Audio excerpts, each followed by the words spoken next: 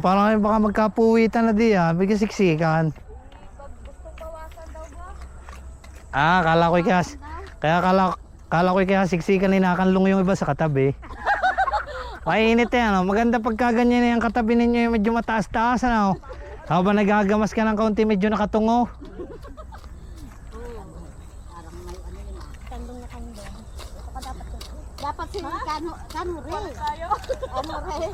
Palit kami ni Krista. Ano Ray? Yan maganda nga pala pagka nagagamasa na.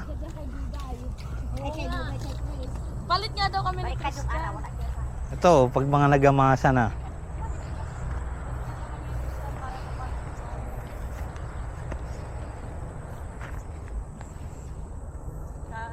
Kalori pa. Kunting ano lang yan Kasi nandito, di mo? Adebel. Maganda rin nga pala pag pisan-pisan kita kaagad na natapos Bukod sa nakakanlong sa katabi.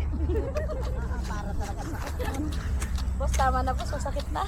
Ayos lang yun kahit nga ako nagtatrabaho din nakakanlong din ako sa initan puta ka na. Pagpayat, hindi.